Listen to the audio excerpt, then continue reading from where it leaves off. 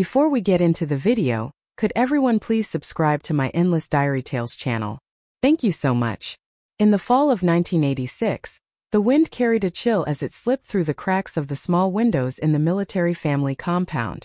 I was sitting by the heated bed, sewing a tiny cotton jacket for the baby. Suddenly, the 9-month-old child in my belly kicked me hard. The familiar strength sent a jolt through me. It was exactly the same as the last movement I had felt before I died from a difficult labor in my past life. The door creaked open. My husband, David Miller, walked in wearing his crisp military uniform. In his hand, he held a neatly folded piece of paper, and his face looked darker than the sky outside. My needle froze midair and my heart clenched. In my past life, it was on this very day that he brought back a transfer order to the Northeast Border Outpost and made the demand that destroyed my life. "Emily, come here," he said coldly, slapping the paper onto the small table by the bed. "I applied to transfer to the Northeast Border Outpost as a doctor. I'll be leaving next week." I braced myself against the heated bed and stood up slowly. My belly felt unbearably heavy, and my eyes fell on the transfer order. The words Northeast Border Outpost stunned my eyes. In my past life I had cried and begged him, "David, I'm about to give birth. If you leave, how can I manage alone?" But he only pushed me aside impatiently, saying that a soldier must put duty first. I believed his lies and gave in. The result was that after arriving in the Northeast, he went straight to his college sweetheart, Susan White. He ignored me and our newborn daughter. With no one to care for me during recovery, I bled out and died alone on the cold operating table. Now I asked him, "If you go to the border, what about me and the baby?" I deliberately acted as weak as I had in my past life, my fingers twisting the edge of my clothes so tightly that my nails dug into my skin. But this time I swore I would never yield again. David frowned as though he had already expected my question. From his pocket, he pulled out another sheet of paper, a divorce agreement written long ago. His name was already signed at the bottom. "Either you accept this, I'll go to the border, and once I've gained a foothold, I'll bring you both over, or we divorce. The child stays with you, and I'll send child support every month." His tone was light, as if this wasn't a choice that decided the fate of a family, but something as trivial as tonight's dinner. Looking into the coldness in his eyes, the humiliation, despair, and bitterness from my past life surged through me. Tears almost spilled, but I forced them back. This time I would fight for myself and my child.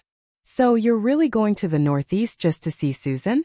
I suddenly raised my voice, snatching the transfer order from the table and flinging it to the floor.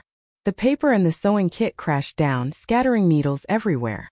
"David, don't think I don't know. You're not going there for duty. You're going there for Susan. You want an excuse to force me into divorce so you can be with her openly? Do you think this is fair to me? To the baby in my belly?" David froze, clearly not expecting me to know about Susan. His face darkened. "What nonsense are you talking about? Susan and I are just classmates.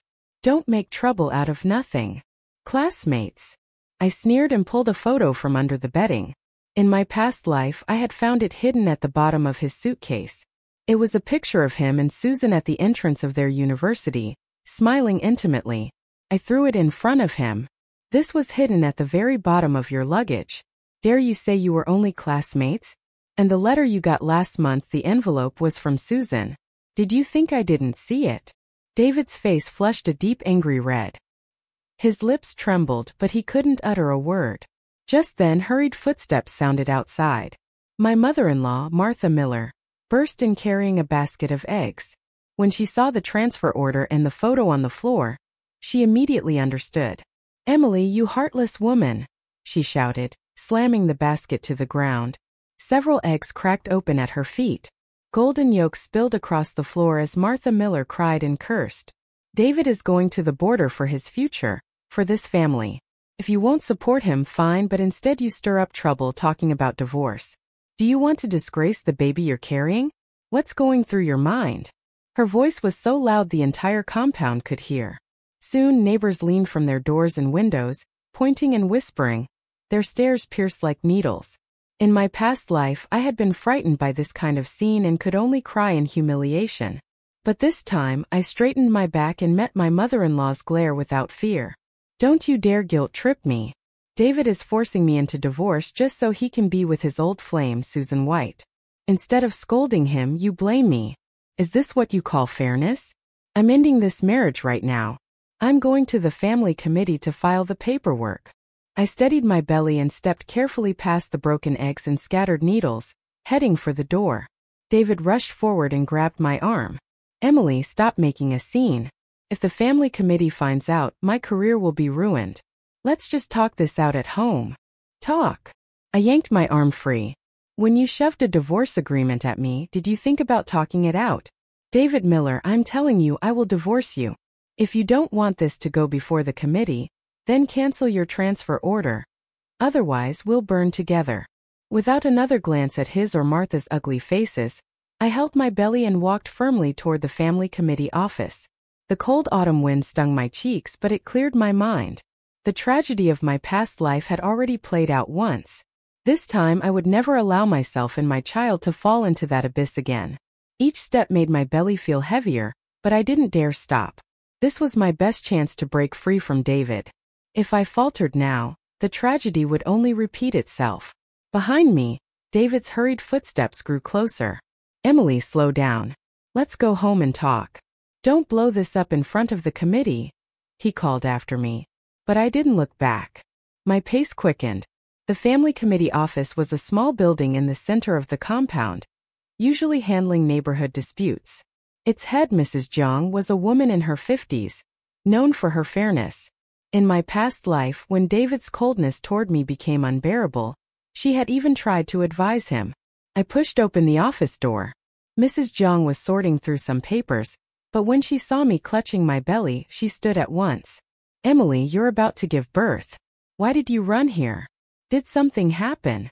I had just opened my mouth when David barged in behind me. It's nothing serious, Mrs. Jiang. Emily and I just had a small quarrel. I'll take her home. He reached for me, but I quickly stepped aside, moving behind Mrs. Jiang. It's not a small quarrel, I said, letting my voice carry a deliberate note of grievance. David wants a divorce. He's forcing me to let him transfer to the northeast border outpost. Mrs. Jiang frowned, motioned me into a chair, and poured me a cup of hot water. Calm down and tell me everything. I took the cup, warming my frozen fingers, then pointed at David. He applied to transfer as a doctor to the northeast border outpost. He claims it's for service, but I know it's because of his old college sweetheart, Susan White. He even wrote up a divorce agreement, forcing me to choose.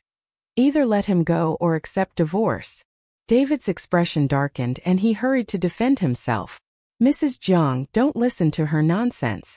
My transfer was approved by the army. It's to train myself. It has nothing to do with Susan. She's just emotional because she's pregnant and imagining things. Imagining things? I pulled a photograph from my pocket along with a page of notes I had secretly copied from one of Susan's letters. In my past life, I hadn't dared to keep the letter. But this time I had carefully written down the key lines. I slapped the photo on the desk. This is what he hid at the bottom of his suitcase. A photo of him and Susan holding each other at the university gates. Look how close they are. Can you still call them just classmates? And there was also the letter Susan had written to him. In it, she said, "The winters in the Northeast are so cold. I'll wait for you to come and keep me company." Was that my imagination too? I handed the photo and the copied lines to Mrs. Jiang. She looked them over and her expression darkened. David Miller, what Emily says is true. If you're transferring to the border for personal reasons and even forcing your pregnant wife into divorce, that's completely unacceptable. Sweat broke out on David's forehead as he rushed to explain. Mrs. Jiang, that photo was taken back in college. The letter was just concern between old classmates. It's not what you think. I truly care about Emily and the baby. How could I ever divorce her for someone else? Just then the office door flew open. Martha Miller rushed in, panting, and as soon as she entered, she slapped her thigh and burst into tears. Mrs. Jiang, you have to stand up for David. Emily is nothing but a troublemaker. She's pregnant yet still restless, insisting on divorcing him and slandering him with talk of an affair. If this spreads, David's career will be ruined. She cried as she moved toward me, reaching to grab my arm. Emily, come home with me. Stop embarrassing us here. Hurry and apologize to David. I quickly darted behind Mrs. Jiang for protection. At that moment, Auntie Lee from the family committee happened to walk in with some papers. Seeing the scene, she immediately stepped forward to block Martha. Martha, what are you doing? Emily is pregnant. If you hurt her or the baby, what then? And besides, before the truth is clear, how can you just assume Emily is wrong? Auntie Lee had never liked how Martha blindly shielded her son, and now she openly took my side. I heard it myself at the door just now. David was hiding photos of another woman and letters full of affection. If that's true, then he's the one wronging Emily as his mother. Instead of correcting your son, you blame your daughter-in-law. That doesn't make sense. Martha was struck speechless, stunned for a moment before starting her tantrum again. I don't care. David did nothing wrong. It's all Emily's fault. If she doesn't divorce him, then she can't stop him from going to the border. Mrs. Jiang set down the photo and the copied note, her face stern. Martha, enough of this nonsense. Today it's clear David is at fault. Emily is 9 months pregnant. Not only is he not caring for her, he's forcing her into divorce for another woman. That's not the conduct expected of a soldier's family. I think this divorce matter needs proper discussion. First, David must explain his transfer order clearly, and then he must apologize to Emily. Seeing both Mrs. Jiang and Auntie Lee siding with me, David knew arguing further was useless. His face turned from pale to livid before he finally clenched his teeth and said, Mrs. Jiang, the transfer was my decision. I'll discuss it with the army. As for the divorce, I'll talk things over properly with Emily. I knew he was just stalling for time, so I immediately said, Mrs. Jiang, I don't want to talk it over with him. This divorce must happen. If he refuses, I'll report the situation to the army leadership and let them judge fairly. At the mention of involving his superiors, David's face completely changed. His career meant everything to him. If this reached the leadership, his promotion would be doomed. He shot me a vicious glare but didn't dare speak further. Mrs. Jiang let out a sigh. Here's what we'll do. The divorce will be put on hold for now. David, you go back and resolve the transfer order with the army. In 3 days, come back to the committee and we'll settle this together. During these 3 days, you must take good care of Emily. No more arguments and absolutely no forcing her into divorce. I understood that Mrs. Jiang was giving David a way out, not wanting things to escalate too far. After all, I was heavily pregnant and needed stability. I nodded in agreement. All right, I'll do as Mrs. Jiang says, I said. But David Miller, if you dare to pressure me again or keep contacting Susan White, I will never let you off. David didn't answer. His face was dark as he turned and walked out. Martha Miller didn't dare throw another fit either. She shot me a vicious glare and followed him out. The office was left with only me, Mrs. Jiang, and Auntie Lee. Mrs. Jiang patted my hand. Emily, don't worry. With us here, we won't let David bully you. If he dares treat you badly again, come to the committee. Auntie Lee added, that's right. You're pregnant and it's not easy being alone. If you have any trouble, tell us and we'll find a way to help you. Gratitude welled up inside me as I looked at them, my eyes hot with tears. When I left the committee office, David didn't walk back with me, probably feeling he'd lost face. Alone, I held my belly and slowly walked back to the little house. When I pushed the door open, I saw Martha sitting on the edge of the bed. The broken eggs on the floor still hadn't been cleaned up. She gave a cold snort when she saw me. So you did come back. I thought you were going to keep disgracing us outside until dark. I ignored her and went straight to the bed to pack my things. Since David had no sincere intention of solving anything, I had no reason to keep living with them. I stuffed my clothes, my delivery bag, and the few dozen dollars I'd saved into a cloth bag, then hid the photo and the copied lines from the letter close to my body. Turning, I prepared to leave. Where are you going? Martha stood up to block me. This is David's house. You're carrying our Miller family's child. You think you can just leave? This house was assigned to us by the army. It's not David's private property. I pushed her hand away. Mrs. Jiang said David must take good care of me.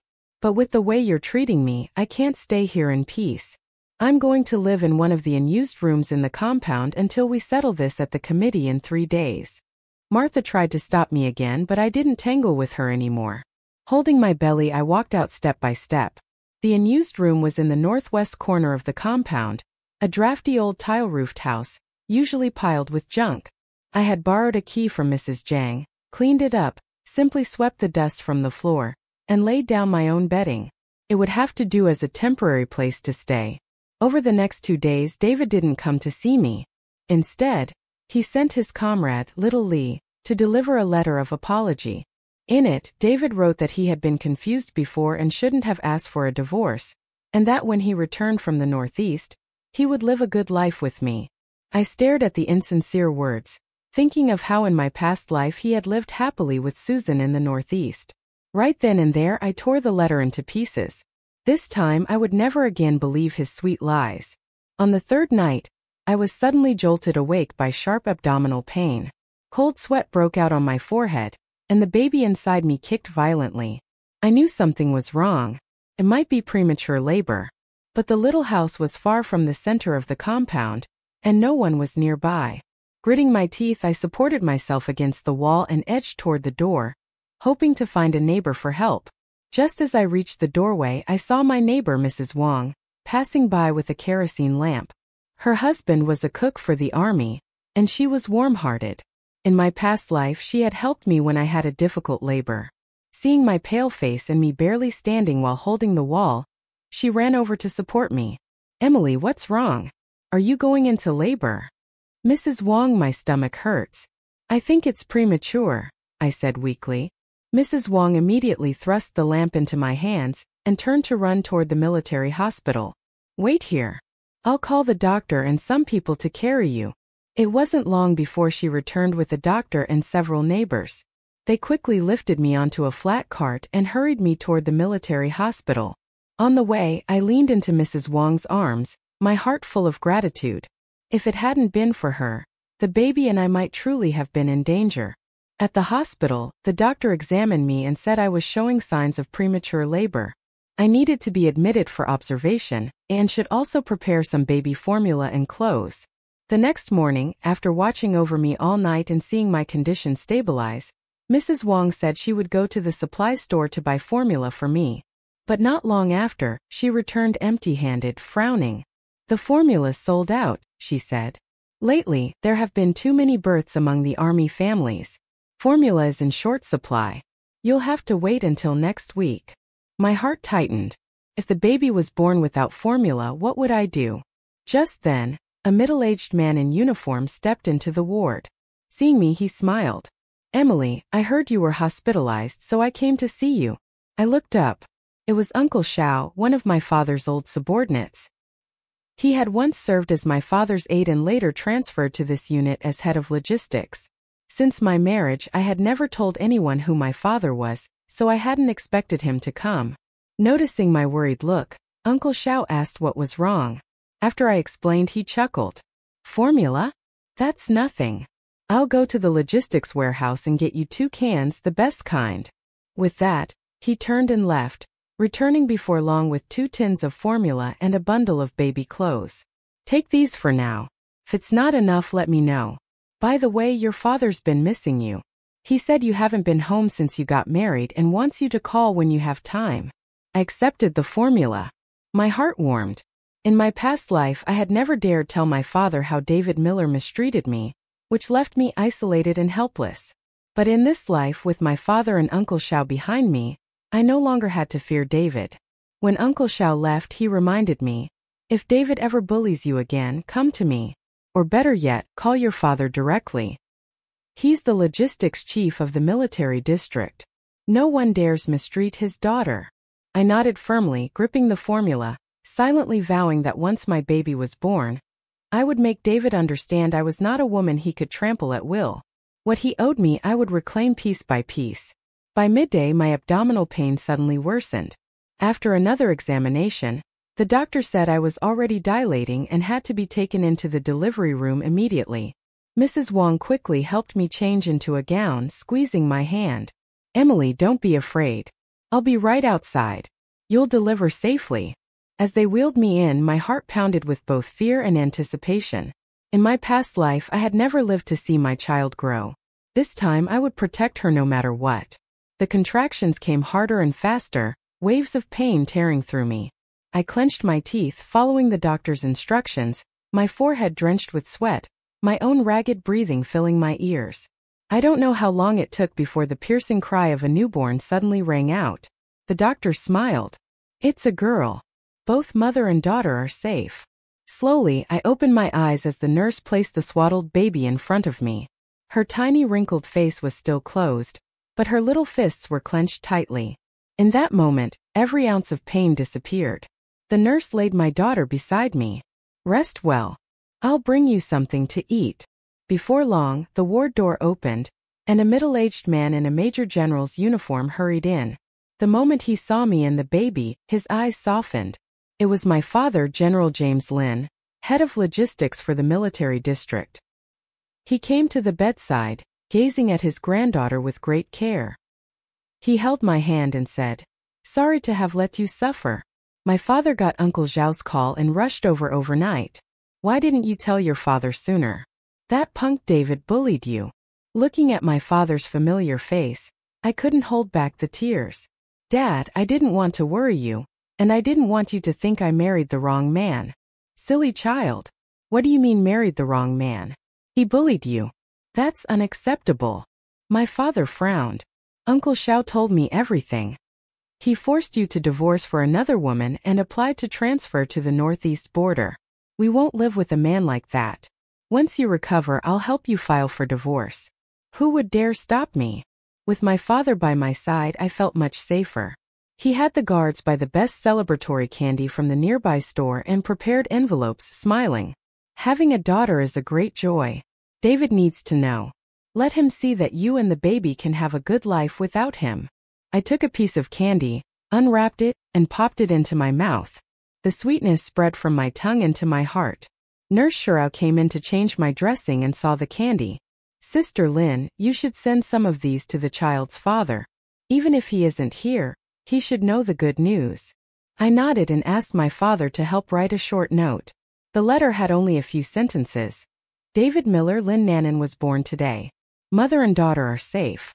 Notified by James Lin, logistics chief of the military district." After I finished, I handed the letter and the candies to the nurse and asked him to mail them to the northeast border outpost. My father looked at me with satisfaction and said, "That's right. He thought you were an ordinary girl and easy to bully. Now let him see who he messed with." Over the next few days, my father stayed with me and had the guards bring plenty of tonics and baby supplies from home. Mrs. Wang, Mrs. Zhang, and Auntie Li frequently came with chicken soup and eggs, and the ward was always warm and lively. Holding my daughter and surrounded by people who cared for me, I felt profoundly happy. In my past life, I had no one to care for me after childbirth. I lay alone in the ward and ultimately died in difficult labor. In this life, I had my father's protection and so many friends' concern. I would no longer suffer. I was sure that when David received the candy and the letter, he would regret it. I rested in the hospital during my confinement.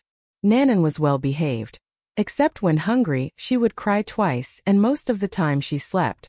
Mrs. Wang came every day to help with the baby and wash diapers. My father called often to check on us and said he had already spoken with the military leadership. Once my confinement was over, he would help me finish the divorce paperwork so I wouldn't have to worry. Far away in the northeast, David probably had no idea what storm was heading his way. A week later, I heard news from the outpost. My candies and letter had finally reached David. That day, heavy snow fell in the northeast, and the wind howled around the outpost. David and his comrade, Old Jen, were in the dorm arranging medical supplies when the radio operator suddenly knocked and handed him a parcel. "Dr. Chun, a package from the south." David was stunned, seeing the sender was the military hospital. He thought I had softened and wanted to make peace, and a smug smile crossed his face. In front of Old Jen, he opened the parcel and first saw a beautifully wrapped box of celebratory candies and a folded sheet of letter paper. "Candy, could it be that your wife had a baby?" Old Jen teased, leaning in. "You don't even go back to see your wife have a baby. You just stay here guarding the post." David didn't answer. Irritation churned within him. He assumed I was trying to use the child to bind him. He had thought I'd softened and wanted to reconcile, but the contents of the letter crushed him completely. He unfolded the paper, and my father's bold, powerful handwriting leapt off the page. Just a few short lines landed like a hammer blow to his heart. David Miller, your daughter Lynn Nannon was born today. Mother and child are safe. With this candy we inform you. James Lynn, Logistics Chief of the Military District. Logistics Chief of the Military District. James Lynn. David muttered, his hands slack as the letter slipped to the floor. Suddenly he remembered the times he had mocked me during arguments, sneering that I was from an ordinary family with no background, no support, that without him I was nothing. He had even said that if we divorced I shouldn't expect a single benefit from him. Never in his life had he imagined that I was the daughter of the logistics chief. Old Jen, his bunkmate, noticed his strange expression, picked up the letter, and after reading it froze. Your wife is Minister Lynn's daughter. David, you're unbelievable. You married someone with a background like that and didn't treasure her? You came all the way out here for some old flame instead. But David didn't seem to hear him. With trembling hands he grabbed the box of wedding candy and crushed it in his fist. The wrapping paper twisted and bits of candy broke apart, spilling through his fingers onto the floor. He thought of how he had forced his 9 months pregnant wife into divorce for Susan White. He thought of my steady gaze in the family committee office. He thought of how before leaving he had mocked me, saying I couldn't stop him no matter what. A flood of memories crashed over him. Not only had he missed the birth of his daughter, he had also offended the logistics chief. His future was utterly destroyed. Just then the dormitory door banged open and Susan walked in, bundled in a red down coat. She had specially taken leave to come to the outpost and was carrying a bag of fruit. Seeing the mess in the room and David's ugly expression, she asked curiously, David, what's wrong? Did something happen? Who upset you? The fury David had been bottling up burst out at once. Pointing at her, he shouted, It's all your fault. If not for you, I wouldn't be stuck at this damned outpost. If not for you, I wouldn't have divorced Emily. Do you know who she is? Emily is the daughter of the logistics chief. You've ruined my future. Stunned, Susan dropped the bag in her hands, apples rolling across the floor. She looked at David with hurt in her eyes. How can you say that? You were the one who wanted to come to the Northeast to see me. You were the one who insisted on divorcing your wife. Now that there's trouble, how can you blame me? If not you, then who? David stepped forward and grabbed her arm. If I had known Emily had such powerful backing, how could I ever have divorced her? You made me lose everything. Their shouting drew a crowd of soldiers who gathered at the doorway, pointing and whispering.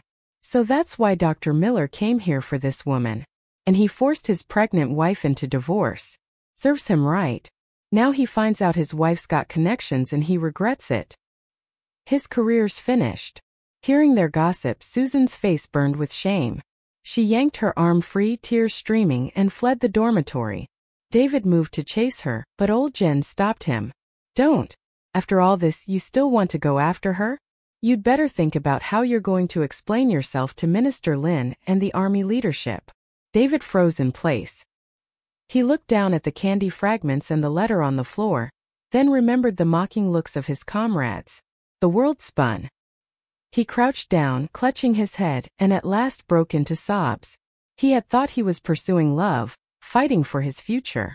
Instead, he had destroyed everything he once had with his own hands. Life at the border outpost unraveled completely for him. After Susan's tearful departure, she never contacted him again. His comrades looked at him with ridicule. The outpost leader spoke with him several times, their words dripping with dissatisfaction. At night, he tossed and turned, unable to sleep, his mind full of me and our daughter, and above all the name James Lynn, logistics chief of the military district. The more he thought, the deeper his regret grew. If he could reconcile with me, he might not only win back his daughter, but perhaps salvage his career through my father's influence. Within days, David concocted an excuse about family matters and requested leave from the outpost leadership. David rushed back overnight by train. Without even going home, he went straight to the military hospital carrying 2 cans of formula and a basket of fruit. He believed that if he just apologized and softened his tone, I would give him another chance for the sake of our daughter. At that time I had just finished my month of recovery. I was sitting in the ward, holding little Nanan in my arms while basking in the sunlight. Mrs. Wong was beside me folding the baby's clothes. Suddenly, the door burst open and David appeared at the entrance, panting heavily. His hair was a mess, his eyes sunken, and it was clear he hadn't been resting. When he saw Nanan in my arms, his eyes lit up instantly. He rushed forward. "Emily, I'm back. This is our daughter, isn't it? Let me hold her." I immediately hugged Nanan tighter and took a step back. "David Miller, why are you here? You're not welcome here." His smile froze. He set down what he was carrying and spoke in a deliberately gentle voice. "I was foolish before. I wronged you and the baby. I never should have divorced you for Susan. Never should have gone to the Northeast. Please forgive me this once. All right. Let's remarry.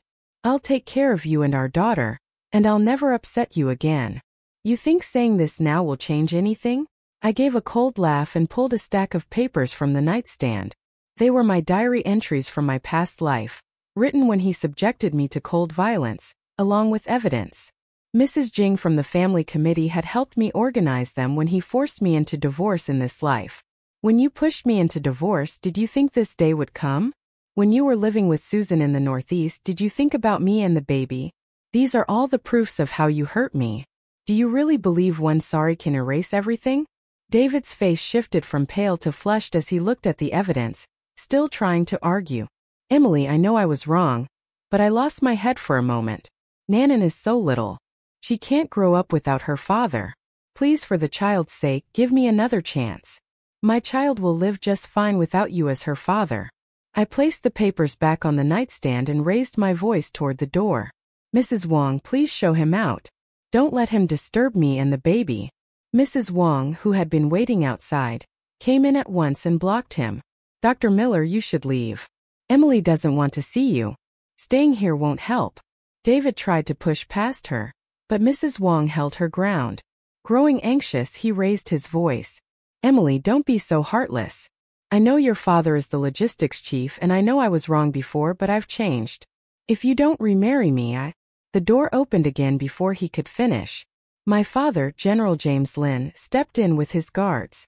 The moment he saw David, his face hardened. "David Miller, how dare you come here? My daughter and granddaughter don't want to see you. Leave now unless you want me to have you dragged out." Seeing my father in his Major General's uniform, David's legs nearly gave way. All his earlier arrogance vanished. Trembling, he stammered, "Minister Lin, I came to apologize to Emily. I want to remarry her and take care of the child. You don't deserve it." My father cut him off sharply. "I know exactly how you treated my daughter, forcing her into divorce for another woman, making her live alone in an abandoned house while pregnant, nearly causing her to miscarry. And now you say you want to care for them? It's too late. I'll tell you this. I've already taken care of the divorce paperwork for Emily. If you know what's good for you, sign the papers and stop pestering my daughter and granddaughter. Otherwise, I'll make sure you won't last a day in the army." My father's words struck David Miller like a hammer, shattering his last illusions. He looked at my father's stern expression, then at my own cold, distant eyes, and realized his chances were gone for good. Stumbling back a few steps, he grabbed his things from the floor and slunk out of the ward in disgrace. Watching his pitiful figure retreat, I felt no ripple of emotion at all. After leaving the hospital in humiliation, David didn't dare seek me out again. He could only force himself to return to the northeast border outpost. He thought if he kept quiet and waited for the storm to pass, maybe he would still have a chance. But he never expected Susan White's return would completely ruin him. Ever since David had shouted at her until she cried at the outpost, Susan had been seething with anger. She felt wronged. After all, it was David who had come to her willingly, swearing he no longer loved his wife, promising he would divorce and be with her. Now he was pushing all the blame on her just because Emily had powerful backing. The more she thought about it, the more indignant she became. So she took leave again and went straight back to the outpost, not to reconcile but to demand justice. As soon as she arrived, Susan marched into Director Wong's office and burst into tears. "Director Wong, you have to stand up for me. David deceived me. He said he had no feelings for his wife and would divorce her to be with me. That's why I let him come to the Northeast. But now he refuses to be with me and blames me for everything just because his wife has connections. Tell me, is that fair? Director Wong frowned and motioned for her to calm down and explain slowly. Susan wiped her tears and recounted everything in detail. How David had promised her, how he applied for the transfer because of her, and how he forced his pregnant wife to divorce. Then she produced David's old love letters as evidence. After listening, Director Wong's face darkened completely. When David had applied for transfer, he claimed it was to contribute to the Army and support medical needs on the border. Now it was clear those were nothing but excuses. Director Wong immediately had David summoned. When he arrived, the letters and Susan's accusations were laid before him. David Miller, explain yourself. What is going on here? Did you apply for this transfer out of service to the Army or for personal reasons? And what about forcing your pregnant wife into divorce? How do you answer for that? Seeing Susan in those letters, David's face went pale. His lips trembled, but no words came for a long time. He wanted to deny it, but Susan was standing right there, and the evidence was undeniable. Finally, after stammering, he lowered his head and said in a faint voice, "Yes, I applied for the transfer because I wanted to be with Susan. I divorced my wife for the same reason. I know I was wrong. Director Wong, please give me another chance. I'll work hard and never make this mistake again." Another chance? Why didn't you think about that when you made those choices? Director Wong slammed the desk. You're an Army doctor. Instead of setting an example, you lied to the organization and betrayed your family for personal desires. Do you think you're worthy of the uniform you wear? Worthy of the Army's trust and training? Right then and there, Director Wong announced disciplinary action against him. First, he was to deliver a thorough self-criticism in front of the entire outpost. Second, all of his qualifications for commendations that year were revoked. Third, the incident would be reported to his original unit with a recommendation for further punishment. When the decision was made public, the outpost erupted. His comrades, who had once looked at him with ridicule, now regarded him with outright contempt. No one wanted to share guard duty with him, eat with him, or even speak to him. Even old Zhang, who had once been on decent terms with him, deliberately kept his distance. David, what you did was beyond disgraceful. I don't want anything to do with you. I won't let you drag me down. David Miller became a complete outcast at the border outpost. By day, he endured the cold stares of his comrades and the harsh criticism of his leaders. At night, he lay alone in the dormitory, tossing and turning, unable to sleep. He thought of the respect he once commanded in his former unit, of the bright future that had once stretched before him. Then he looked at his situation now, and his heart filled with regret. If only he hadn't been bewitched by Susan White. If only he hadn't forced me into divorce. If only he hadn't despised my background. He might still be living a happy life with a virtuous wife, an adorable daughter, and a promising career, but now he had lost everything, and all of it was his own doing. The report from the Northeast outpost soon reached David's original unit. The leadership, furious after reading it, immediately summoned Uncle Jiao from the logistics department. They instructed him to contact both me and David and finalize the divorce paperwork at once.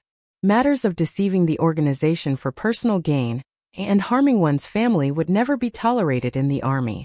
Uncle Jiao came straight to my home. At the time I was in the yard holding Nanan, basking in the sun, while Mrs. Wong sat beside me sorting vegetables. Seeing him arrive, I quickly stood. Uncle Jiao, what brings you here? Did something happen? Good news, Emily, he said with a smile. The Army leadership already knows about David's behavior. They're furious and told me to get the divorce settled quickly, so he can't keep harassing you. He's already been disciplined at the outpost and will be back in a couple of days. Then we'll handle the paperwork at the family committee. A stone lifted from my heart and I relaxed my grip around Nanan. That's wonderful. Thank you, Uncle Jiao. And thank the leaders too. Don't thank me. It's what they should do. He touched Nanan's little cheek and added, Don't worry. When the time comes, I'll be there to make sure David doesn't try any tricks. 2 days later, David did return. He wore an old uniform, his hair a mess, his eyes bloodshot. He looked even more haggard than when he had come to the hospital. The moment he stepped into the family committee office, his gaze locked on Nanan in my arms, filled with longing. "Emily, can I just hold our daughter just once? I promise I won't disturb you." I clutched Nanan tighter and turned to Mrs. Jiang. "Let's just handle the paperwork first. We can talk about other things after." Mrs. Jiang nodded and slid the divorce agreement across the table. "David Miller, here is the agreement. It clearly states that custody of Nanan belongs to Emily. You will pay 20 yuan each month in child support until Nanan turns 18. Review it, and if there are no objections, sign it." But David didn't even look at the paper. His eyes stayed fixed on Nanan. "Emily, I know I was wrong before. I don't expect your forgiveness. I just want to hold my daughter to see if she looks like me. Please grant me this one wish." "No." My reply was firm. "When you forced me into divorce, did you think of Nanan? When you were with Susan in the Northeast, did you think of Nanan? Now you want to hold her? It's too late." Auntie Lee backed me up, her voice sharp. "David, don't go too far. Have you forgotten how you treated Emily when she was pregnant? And now you still have the nerve to ask to hold the baby? You don't deserve it. Sign the papers and stop wasting time." David's face flushed red, then turned pale under our stern gazes. He knew there was no point in dragging it out any longer. Reluctantly, he picked up the pen and signed his name on the divorce agreement. Even after signing, he couldn't give up. "Emily, can I at least see Nanan in the future? Maybe on her birthday I could bring her a gift." "That won't be necessary." I pulled a photo of Nanan from my bag and set it in front of him. "Here's her picture. Keep it. When you miss her, look at this. From now on, you don't need to visit her or bring gifts. Just send the child support on time. Beyond that, we have nothing to do with each other." David picked up the photo, his fingers gently brushing over Nanan's little face in the picture. David's eyes slowly reddened. He opened his mouth as if he still wanted to say something, but when he met my cold gaze, he swallowed the words back down. Just then, the office door opened and his mother, Martha Miller, walked in carrying a cloth bag. The moment she saw me, she dropped it at my feet. "Emily, these are baby supplies I bought for Nanan. Little clothes, little socks. Take them for the child. David knows he was wrong. Even if you're divorced, he's still Nanan's father. You two can still stay in touch." I didn't even look at the bag. I pushed it back toward her. "No need, Mrs. Miller. I can buy everything Nanan needs myself. Keep these. You might find use for them later. David and I are divorced. There will be no contact from now on, so please don't come looking for me again." Martha hadn't expected me to reject her so directly, and her face darkened. "Emily, how can you be so heartless? Nanan is still a Miller child. How can you keep us from seeing her?" I let out a cold laugh. "Heartless? Where was that word when you forced me into divorce? Where was it when David abandoned me and Nanan for Susan White? Now you call me heartless. Too late." Mrs. Jiang also stepped in to support me. "Martha, don't make things harder for Emily. It was David who wronged her. If she doesn't want you seeing Nanan, that's only natural. You'd better leave and stop disturbing them." Martha opened her mouth to argue again, but David tugged at her sleeve. "Let's go. Don't make a scene anymore." He picked up the divorce papers and the photo of Nanan from the table, lowered his head, and walked slowly out of the office. Martha shot me one last glare before following him. Watching their figures fade into the distance, I finally felt completely at ease. Mrs. Jiang patted my shoulder. "Emily, from now on, everything will be fine. No one can bully you and Nanan anymore." I nodded, holding Nanan as we stepped out of the family committee office. Sunlight poured over us, warm and bright. Nanan giggled in my arms, and her laughter was the sweetest sound I had ever heard. After the divorce was finalized, I moved with Nanan into a new house my father had arranged for us in the family compound. It was a 2-bedroom, tile-roofed home with good lighting, conveniently close to the military supply store. It made caring for the baby and handling daily errands much easier. By then, Nanan was a month old. Her little face had filled out and her eyes sparkled brightly. Every time she saw me, she broke into giggles. Looking at her smile, I felt all my hardships had been worth it. When my maternity leave ended, I began to think about finding work that would let me care for her while earning a living. In my past life, I had stayed home without a job, relying on David's salary and enduring his moods. In this life, I wanted to earn my own money and give Nanan a better life with my own hands. When my father learned of my plan, he smiled. I've already thought this through for you. The supply store has an empty shop front that used to sell household goods before it closed down.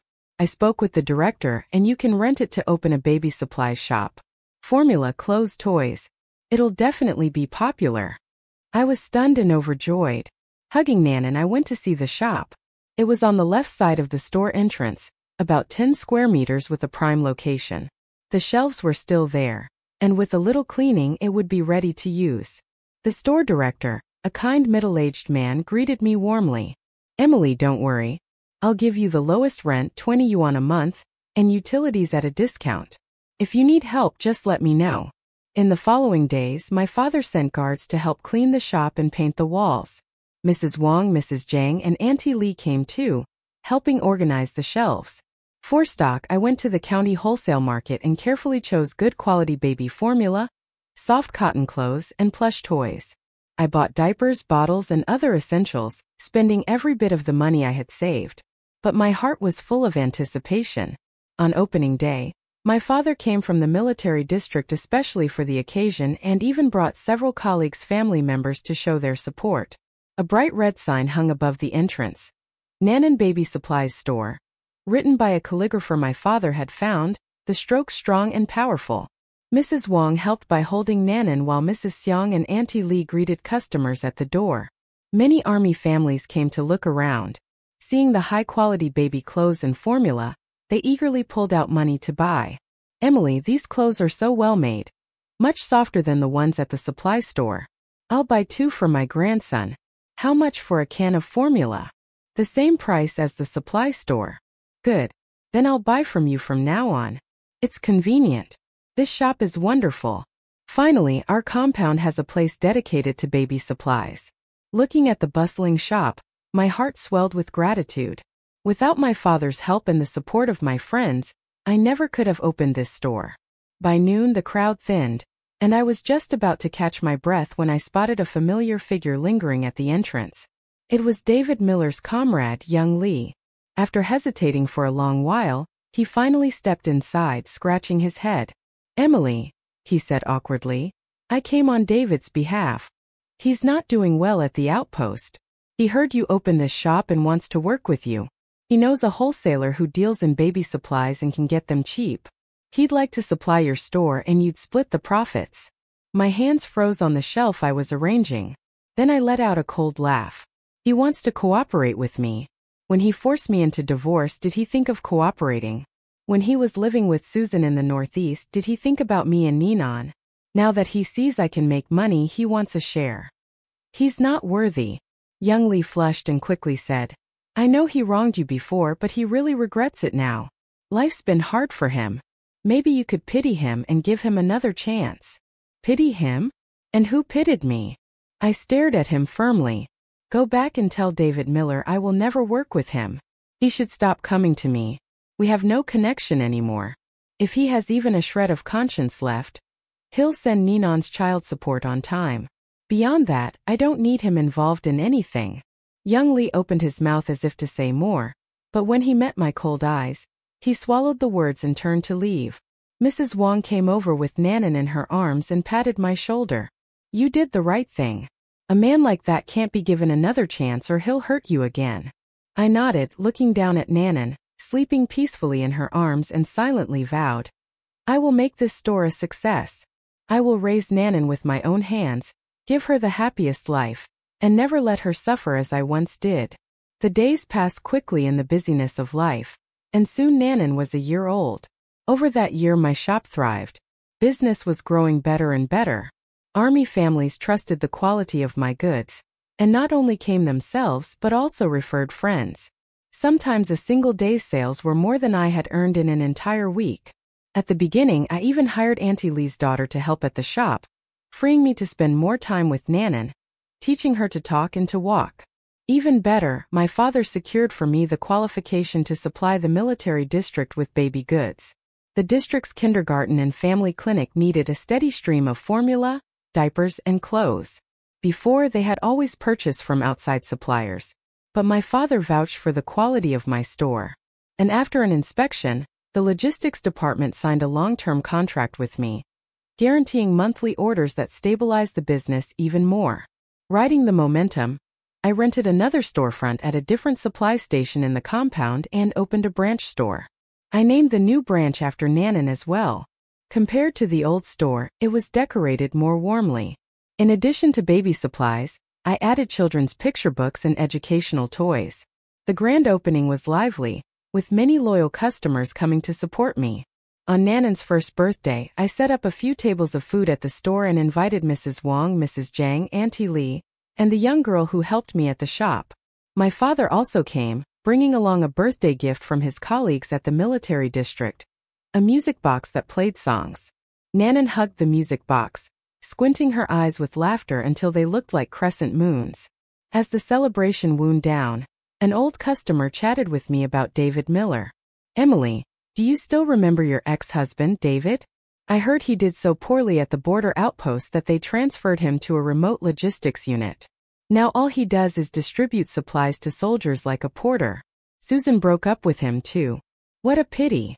I felt no stir of emotion, only nodded lightly. His downfall was of his own making and had nothing to do with me. A few days later, one afternoon, I took Nanan to check the accounts at the branch. As we reached the street corner, I saw a familiar figure. It was David Miller. He wore a faded, washed-out uniform and carried a large sack over his shoulder. His hair was disheveled, his face haggard, and he looked even more miserable than when I'd last seen him at the family committee. He must have come back from the remote logistics post on business and happened to pass by the store. When he saw the sign of Neon Baby Supplies, he stopped, staring at it with a complicated expression.